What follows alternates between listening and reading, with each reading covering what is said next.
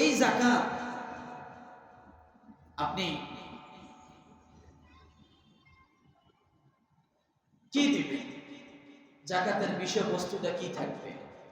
যাকাতের বিষয়বস্তুটা থাকবে হলো নগদ অর্থ, স্বর্ণরূপা, ব্যবসা করতে যায় যে ব্যবসায়িক পণ্যগুলো আছে এগুলো উপরে আপনার যাকাত আসবে। আর সম্পদ থেকে যে ফসল আসে এই ফসলের ওসর দিতে হবে। যাকাত ফরজ হওয়ার দুইটা নীতি। কয়টা নীতি বলেন তো? যাকাত ফরজ হওয়ার নীতি কয়টা? দুইটা নীতি। ভালো করে বোঝেন। যাকাত ফরজ হওয়ার দুই নীতি। এক, সাহেবে নিসাব হতে হবে। কি হতে হবে? সাহেবে নিসাব। বোঝেন নাই? ধরে থাকে। দ্বিতীয় হলো ওই সাহেবে নিসাবের কাছে যাকাতের যে সম্পদটা, যাকাত ফরজ হওয়ার বিধানের যে সম্পদটা তার কাছে আছে, এটা 1 বছর অতিক্রম করতে হবে। এই দুই জিনিস যদি তার কাছে থাকে সেই ব্যক্তির উপরে যাকাত কি হবে? তাহলে যাকাত ফরজ হওয়ার মূলে কয়টা বিষয়? দুইটা। একটা হলো আমাকে সাহেবে নিসাব হতে হবে।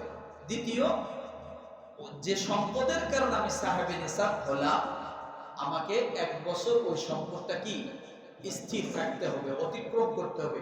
পরিপূর্ণ 1 বছর পরে যায় ওই সম্পদের উপরে যাকাত কি হবে? ফরজ হবে। আর সাহেবে নিসাব কাকে বলে এটা তো বোঝেন। সাহেবে নিসাব হলো ওই জিনিস যার কাছে 52.5 তোলা রূপা অথবা 7.5 ভরি স্বর্ণ, এই পরিমাণ সম্পদের মালিক নিত্য প্রয়োজনীয় সমস্ত খরচ বাদ দিয়ে যার কাছে থাকবে সেই হবে সাহেবে নিসাব। আর তখনই তার উপর যাকাত ফরজ হয়ে যাবে যখন এটা 1 বছর কি হবে? অতিক্রম হবে, তখন তার উপরে যাকাত ফরজ হবে। তাহলে সাহেবে নিসাব কখন হয় বলেন দেখি? সাহেবে নিসাব কখন হবে? 52.5 তোলা। বলেন 52.5 তোলা রূপা। অনেকে জবান খোলেন, তামাশা এটা। তা কি আপনি অনেক কিছু? তাহলে 52.5 তোলা রূপা অথবা 7.5 ভরি স্বর্ণ,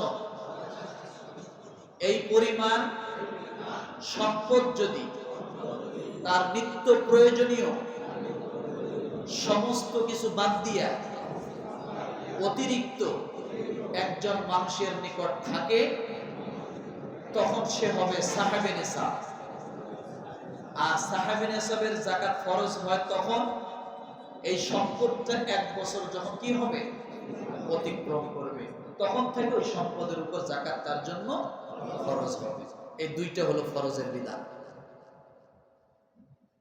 এখন কথা হলো 7.5 ভরি স্বর্ণ তো নাই, 52.5 তোলা রূপাও। আমি কিন্তু একটা কথা ঢুকাই দিছি যে সবকিছু মিলিয়ে যদি এই পরিমাণ সম্পদ হয়, সর্বনিম্ন কত? 52.5 তোলা রূপা। এটা এখন বাজার দর যা আছে হিসাব করে নেবেন। আর সর্বোচ্চ কত? 7.5 ভরি স্বর্ণ। এর ভিতরে আল্লাহ তাআলা ইচ্ছাধীন করে দিয়েছেন, কেউ যদি স্বর্ণের হিসাব করে সেও যাকাত দিতে পারবে, কেউ যদি রূপার হিসাব করে সেও যাকাত দিতে পারবে। এর মধ্যবর্তীতে আল্লাহ তাআলা এই বিধানটা রাখছেন। মনে থাকবে আমার ভাইরা।